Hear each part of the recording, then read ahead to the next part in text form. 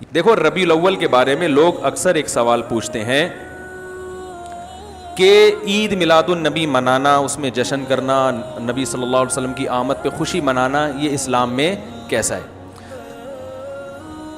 ہم رسول اللہ صلی اللہ علیہ وسلم کی سیرت دیکھتے ہیں. پہلی بات تو یہ کہ 12 ربیع الاول نبی کا یوم ولادت ہے، اس پر کوئی صحیح روایت موجود نہیں ہے. اگر ہے تو بھائی کوئی دکھا دے، بھائی یہ روایت ہے، اس کے یہ راوی ہیں، سارے ثقہ راوی ہیں.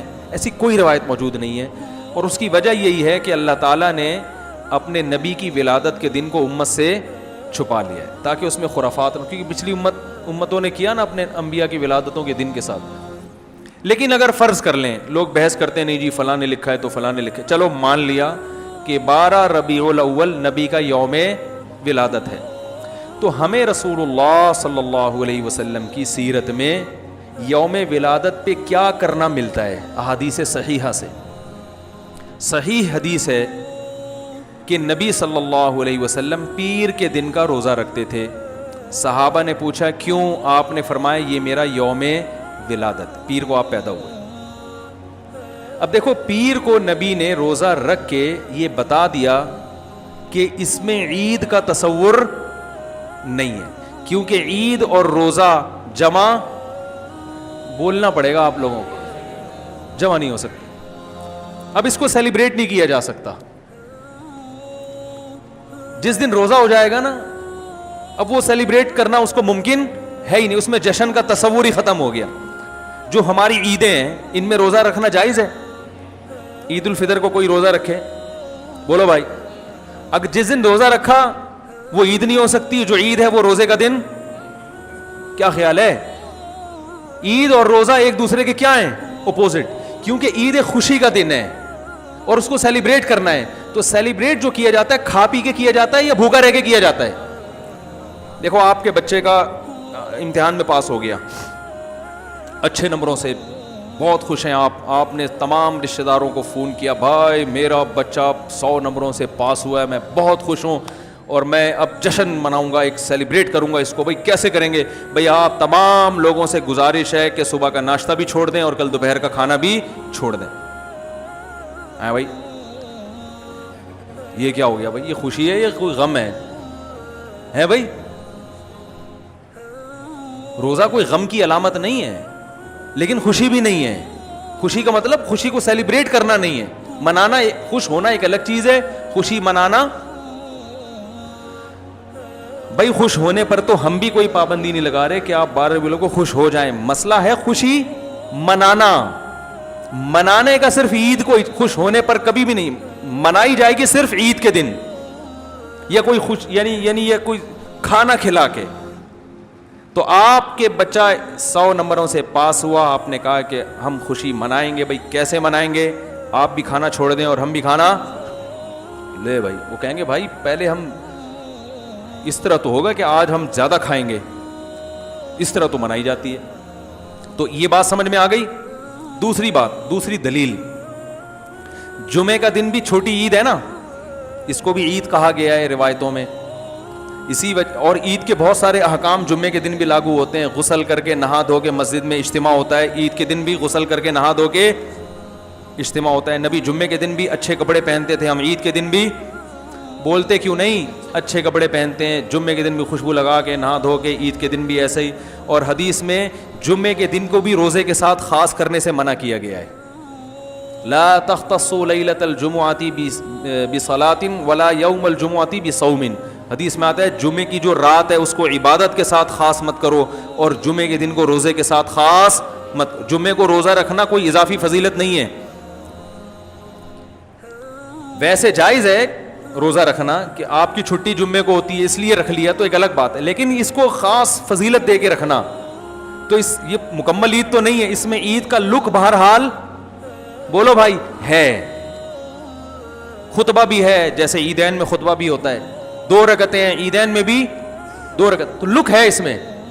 اب ذرا ٹیکنیکل پوائنٹ کو سمجھیے گا آپ لوگ. یہودی سب سے پرانی قوم ہے، ان کے لیے جو مقدس دن تھا وہ کون سا تھا؟ ہفتہ، اور وہی ان کی چھوٹی عید تھا.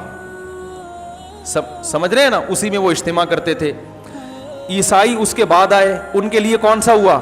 اتوار کو, جو ہفتے کے بعد ہے. مسلمان ان کے بھی بعد آئے, تو ہمارے لیے کون سا ہونا چاہیے تھا؟ پیر.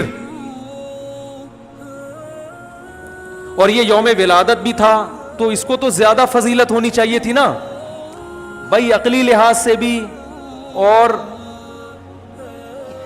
جو حکمت ہے اس کے لحاظ سے بھی. عقلی لحاظ سے اس لیے کہ وہ پہلے تھے تو ہفتہ, پھر اس کے بعد اتوار, تو اب ہمارے لیے پیر. اور اس لیے بھی کہ نبی کا یوم ولادت ہے, تو یہ بطریق اولا پیر کے دن کو فضیلت ملنی چاہیے تھی, کیونکہ وہ نبی کا یوم ولادت ہے. لیکن چونکہ اس میں عید کا کانسیپٹ ہے نا, اس لیے پیر کا نہیں ہوا, بلکہ ریورس کر کے کہاں لے گئے؟ جمعے کی طرف. تو پیر کے دن یا نبی کے یوم ولادت سے عید کا کانسیپٹ اسلام نے کھرچ کھرچ کے نکال دیا ہے کہ اس میں عید کا کانسیپٹ ہو ہی نہیں سکتا, اپوزٹ ہے اس کا, روزہ ہے. بات آ رہی ہے سمجھ میں؟ اس لیے 12 ربیع الاول اگر نبی کا یوم ولادت ہے بھی, تو بہت کچھ بھی اگر کرنا ہے تو روزہ رکھنا, ہم تو اس کے بھی قائل نہیں ہیں روزے رکھنے کے, کیونکہ نبی نے پیر کا رکھا ہے, 12 ربیع الاول کا نہیں رکھا. لیکن اگر آپ کو کھینچ تان کے کچھ نہ کچھ ثابت کرنا ہی ہے, تو آپ اس دن کو روزے کا تو قرار دے سکتے ہیں. آپ اس دن کو سیلیبریٹ کرنا یا عید قرار دینا آپ کے لیے ممکن, قرآن و سنت نبی کی تعلیمات کے مطابق عید کا دن قرار دینا ممکن نہیں ہے, آپ ممکن نہیں ہے. دوسری بات, ابھی بات مکمل نہیں ہوئی ہے, ایک پوائنٹ اور رہ گیا. اسلام میں عیدیں صبح کے وقت ہوتی ہیں, رات کو عیدیں غیر مسلموں کی ہوتی ہیں.